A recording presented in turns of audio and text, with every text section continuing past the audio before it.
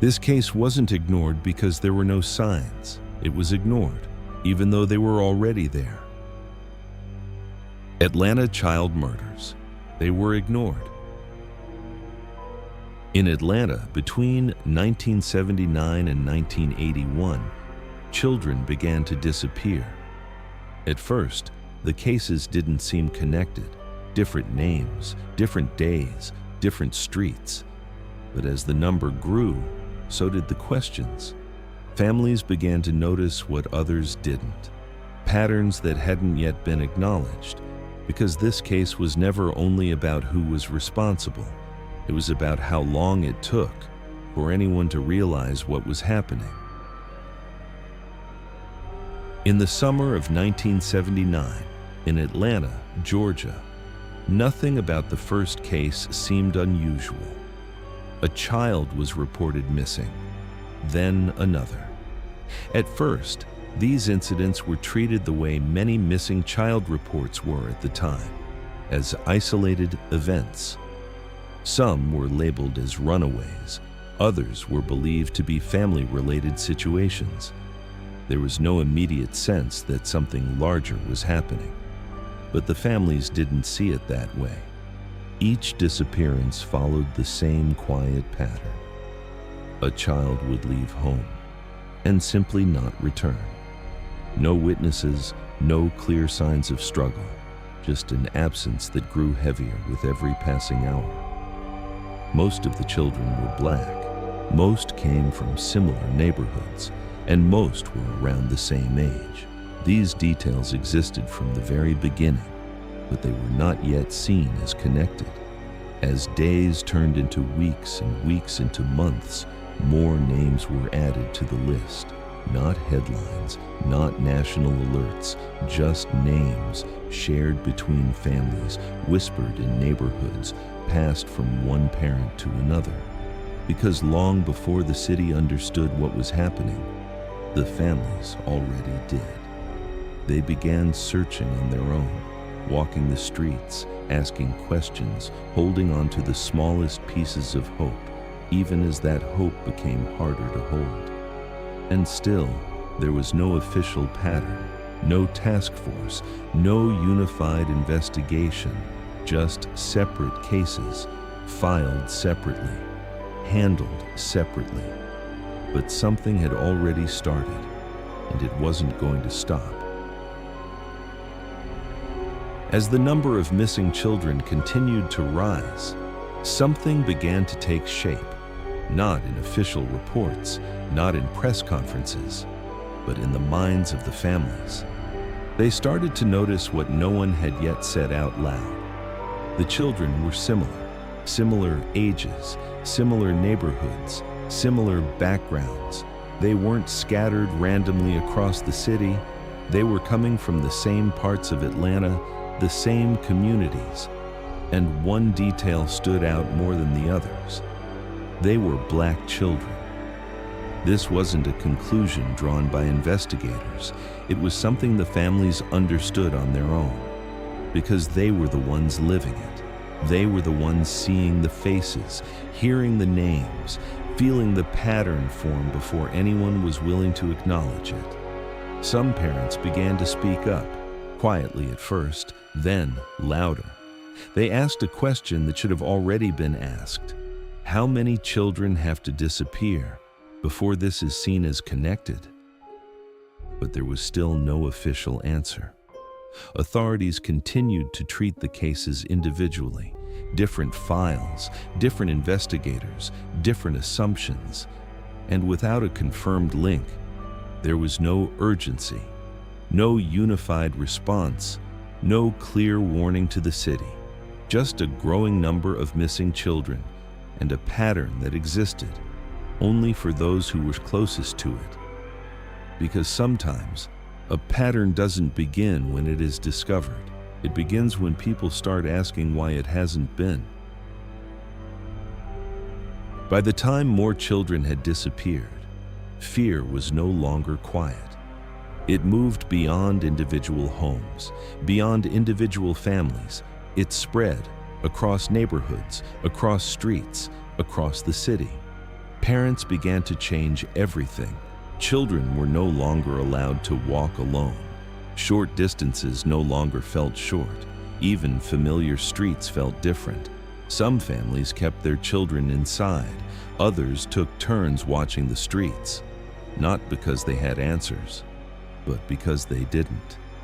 The uncertainty was the most dangerous part.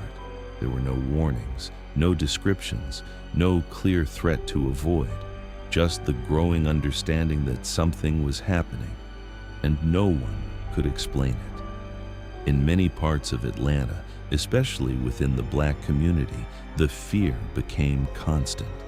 It wasn't a single moment of panic. It was something that stayed, morning to night, day after day. Children stopped playing outside. Parents started watching every movement, because every disappearance changed the way the city felt. And yet, there was still no clear message from those responsible for finding answers, no unified voice telling families what to do or what to expect. Just silence, where there should have been clarity. Because fear doesn't always come from what you know. Sometimes it comes from everything you don't. Something was happening in Atlanta, but it wasn't being seen, at least not yet. While fear continued to grow across Atlanta, something else remained unchanged. Silence. Not from the families, not from the communities, but from the places that were supposed to make the city listen. The coverage was limited, inconsistent, easy to overlook. There were no constant headlines, no urgent national attention, no sense that the situation was escalating. At least, not yet. Because at that time, the story was still being treated as separate incidents, individual cases, individual files, and without a confirmed connection, there was nothing officially to report as one story. But for the families, it already was. They saw the names, they knew the faces, they understood what was happening long before it was described that way anywhere else.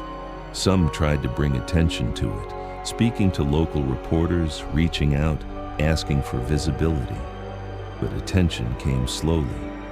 In many cases, the stories remained local. They didn't move beyond neighborhoods. They didn't reach a wider audience. There was no sustained coverage that followed each case, no continuous presence that kept the situation in focus.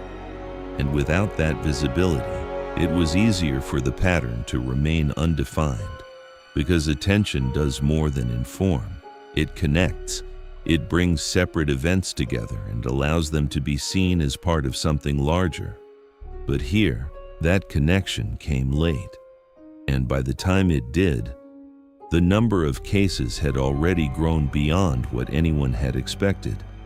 And by the time it started to grow, so had the number of victims. This wasn't just about what was happening. It was about how long it took for it to be seen as something that was happening at all. Because sometimes, a story doesn't begin when the first event occurs. It begins when people finally decide it matters. As the number of cases continued to rise, it became impossible to ignore what was happening. What had once been treated as separate incidents was now being seen as something connected. Officially, a task force was formed. Local authorities, along with federal agencies, began working together. The cases were no longer isolated. They were now part of a single investigation. Resources increased, attention grew. And for the first time, there was a structured effort to understand what was happening. But the timing mattered, because this shift did not come at the beginning. It came after. After multiple children had already disappeared, after fear had already spread across the city, after families had already been searching on their own. The system was now catching up to something that had been unfolding for months. Investigators began reviewing connections, looking for patterns that had once been dismissed. Victim profiles were compared, locations were mapped, timelines were reconstructed, and slowly a clearer picture began to form. But clarity doesn't erase what came before it, because even as the investigation became more organized, one question remained. What might have changed if this had been recognized sooner? By the time the investigation had taken shape, the number of victims was no longer just a number. They were names, children with routines, with families, with lives that had already begun to take form. Each case was different, but the endings were the same. A child leaves home and doesn't return. Some were last seen walking to a store, some were playing outside, some were simply on their way somewhere familiar. Ordinary moments, some were expected back within minutes, a quick trip, a short walk, a routine that had never been a cause for concern before. There were no signs that anything was different that day, no warning that this moment would be remembered differently from all the others. For many families, the last interaction was something small, a few words, a simple goodbye, nothing that suggested it would be the last time. And that is what stayed, not just the loss, but the normality of the moment that came before it. That became the last moments anyone could remember. There was no single story that defined them, but there were details that stayed. A favorite activity, a place they liked to go, a time they were expected to be home. Small things that suddenly became everything. For the families, time did not move the same way anymore. It slowed down, it stretched. Every hour without answers felt heavier than the last. And even as the investigation expanded, that waiting did not change. Because behind every case file, there was a child who should have come back, and a family that kept expecting them to. Not as part of a pattern, not as part of a case, but as someone who belonged home. By 1981, the investigation had reached a point where waiting was no longer enough. Patterns had been studied, locations had been mapped, and one detail began to stand out. Several victims had been found in or near rivers. This led investigators to focus on specific areas, especially bridges that crossed over the Chattahoochee River. Surveillance was set. Officers were placed at key points, watching, waiting, not for a person, but for a moment. Late one night, in May 1981, that moment came. A sound. A sudden splash in the water below one of the bridges. It was brief, easy to miss, but it was heard. Within minutes, officers stopped a vehicle that had just crossed the bridge. The driver was a young man, Wayne Williams. He was questioned at the scene, then released. At that moment, nothing had been proven. No direct evidence, no immediate connection. Just a moment, a sound in the dark, and a name that would soon become central to the case. Because in investigations like this, breakthroughs don't always arrive clearly. Sometimes, they begin with something almost invisible. After that night on the bridge, attention began to shift. Wayne Williams was no longer just a driver passing through. He became a person of interest. Williams was 23 years old. He described himself as a music promoter. He often spoke about working with young people, helping them start careers in music. This detail, at the time, raised questions. Investigators began to look closer. His movements, his connections, his background. Searches were conducted. Inside his home, certain fibers were found, from carpets, from fabrics. Similar fibers were later identified on some of the victims. It wasn't a direct link, but it was something. Over time, these details began to build, not into a single piece of evidence, but into a pattern of associations. Williams denied any involvement. He maintained his innocence. And as the investigation continued, the case against him grew, but not without uncertainty. Because even as evidence was presented, questions remained. Not everything aligned perfectly. Not every case pointed clearly in one direction. And yet, the focus had shifted from a city searching for answers to one man. As the investigation narrowed its focus, the case moved into the courtroom. Wayne Williams was charged, but not for all of the victims. He was tried for the murders of 2 adult men. The decision was strategic.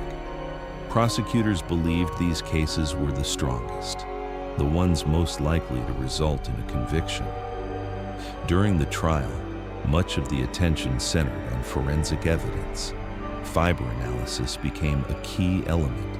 Prosecutors argued that fibers found in Williams's home and car matched those discovered on several victims.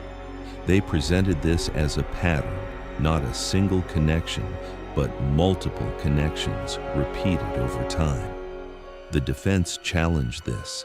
They questioned the reliability of fiber evidence. They argued that it was not enough to prove direct involvement. Williams maintained his innocence.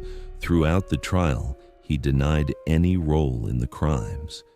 But after weeks of testimony, the jury reached a decision: guilty.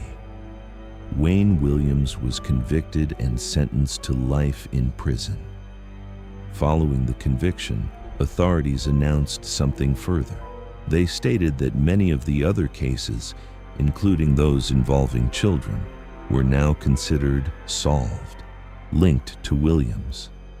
Officially, the investigation had reached its conclusion, but not everyone saw it that way. After the trial ended, the case was officially closed. For investigators, there is now a name, a person held responsible, a conclusion. But for many families, it didn't feel like one. Some accepted the outcome, others couldn't. Because not every case had been presented in court, not every detail had been explained, and not every question had been answered.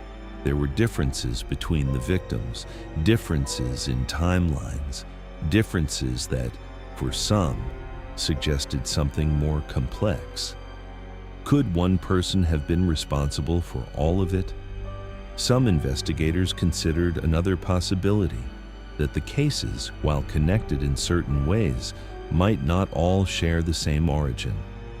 That multiple offenders operating independently could have been responsible for different parts of what happened. It was not a definitive conclusion, but it was a question that remained. Because when patterns are formed over time, they can sometimes bring together events that are similar, but not identical. And in a case this complex, those differences mattered. Or had multiple events been grouped together to form a single conclusion? Over time, these questions didn't disappear. They stayed, raised by families, discussed by investigators, revisited years later. Even decades after the conviction, parts of the case would be reopened, evidence would be re-examined, not to undo what had been decided, but to understand it more clearly. Because closure doesn't always come from a verdict, and a case being closed doesn't always mean it is finished. The Atlanta child murders case left behind more than a timeline. It left questions, not only about who was responsible, but about how long it took for the truth to take shape. Because the story didn't begin when the investigation became official. It began earlier, in the first disappearance, in the second, in the moments when families started to notice something was wrong, long before it was recognized that way anywhere else. This case is often remembered for its outcome: a suspect, a trial, a verdict. But there is another part of the story that remains, quieter, less defined, the part that asks what might have been different if the pattern had been seen sooner, if the connections had been made earlier, if the voices that spoke first had been heard. Because sometimes the truth is not hidden, it is simply not recognized in time. And when it finally is, what has already happened cannot be undone. The names remain, the families remain, and so does the question, not just of who, but of when. The truth is not always hidden. Sometimes it is simply not seen in time. And when it finally is, what has already happened cannot be undone. The names remain, the questions remain, and so does the silence that came before everything changed. Next on True Echoes. The case in Atlanta raised difficult questions, not only about what happened, but about how it was seen. Because sometimes justice is delayed, but other times it moves too fast. In 1984, in New York City, a man opened fire on a subway train. Within hours, the story spread, and so did the opinions. Some called him a criminal, others called him a hero, but the truth was more complicated than either. Next on Catching Killers, the subway vigilante, Bernhard Goetz. The truth coming soon on True Echoes. The Atlanta child murders case left behind more than a conclusion. It left questions that never fully disappeared, not only about who was responsible, but about how long it took to understand what was happening. Because in this case, the signs were there, they were seen, they were felt, but they were not fully recognized until much later. And by then, it had already changed everything. What do you think about this case? Share your thoughts in the comments. Every voice matters. Subscribe and step into the echoes of truth. To be continued.